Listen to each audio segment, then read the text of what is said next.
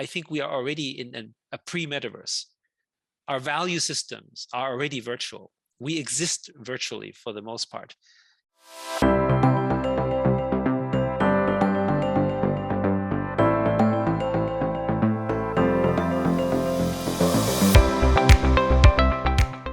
To us, the reason why the metaverse seems inevitable is a very simple question I usually tell people, which is, how much time do you spend online today?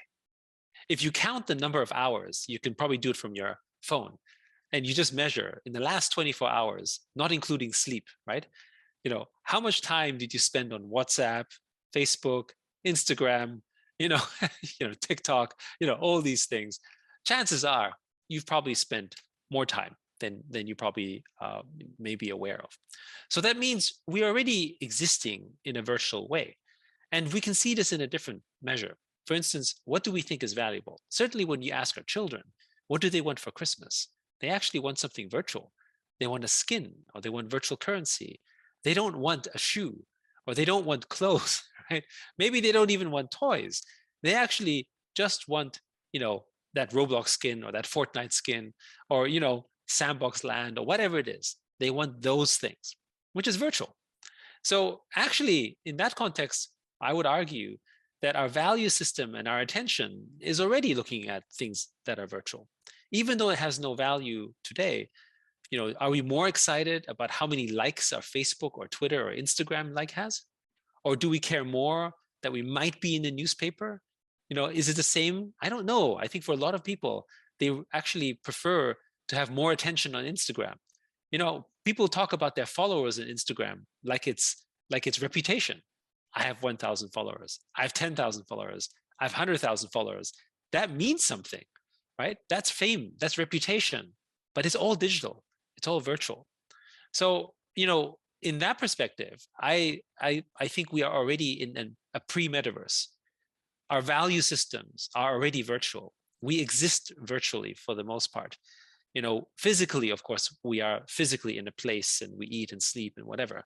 But many things that we treasure and are valuable to us are already online. So then comes the next point. Okay, so if we agree that we are already mostly online and that our online experience is valuable, then the next question is, who owns that online time? Who owns the attention? And at the moment, Facebook owns it, or Tencent owns it, or Amazon owns it. You don't own it at all. In fact, every time you spend time on Facebook, you're making Facebook richer because you're giving them your data. But does Facebook pay you for your data? No.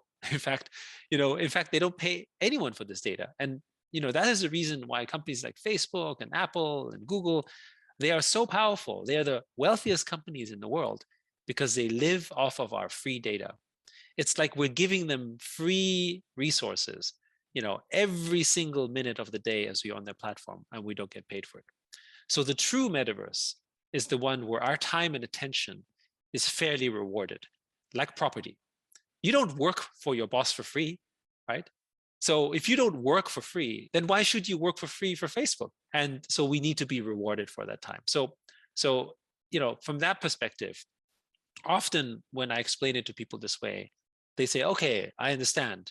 We need to own this, right? And then how do you actually own it? Well, the only way in which we can own our digital time and attention is through blockchain, because blockchain is a database structure that is not owned by any company. And this is the point.